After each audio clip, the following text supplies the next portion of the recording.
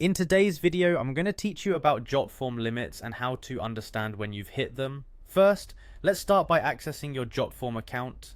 Head over to jotform.com where you'll find the sign in page. You have the option to sign in using either your Google or Microsoft account, or you can simply use an email address and password.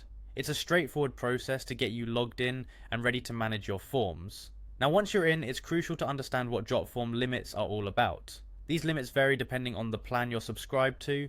Essentially, they dictate the number of forms you can create, the submissions you receive, the form views, and other useful features available to you on a monthly basis. Knowing these limits is essential to manage your resources efficiently and avoid any disruptions in your workflow. To make sure you're on top of these limits, it's a good idea to regularly check your usage and account settings. If by any chance you reach a limit, Jotform will alert you with a form over quota message. When that happens, you have a couple of options. You can either wait for the monthly reset or decide to upgrade your plan to accommodate more activity. Finding out where you stand with these limits is simple. Navigate over to your account usage page. To do this, first click on your profile avatar located at the top right corner of the page.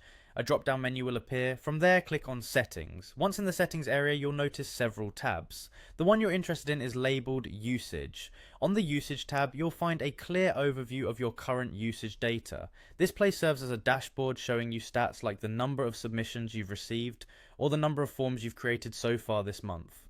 It's a good tool to help you track your activities and make informed decisions about your Jotform account. Don't forget, this page also displays the monthly reset date, providing you a clear picture of when your usage limits will reset to 0.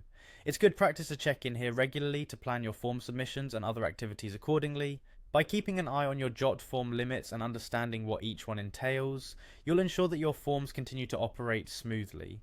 Whether it's for personal projects or business, this knowledge helps in avoiding those moments where your forms suddenly stop accepting responses due to reached limits. So go ahead, explore the settings, and feel empowered by understanding and managing your Jotform space wisely.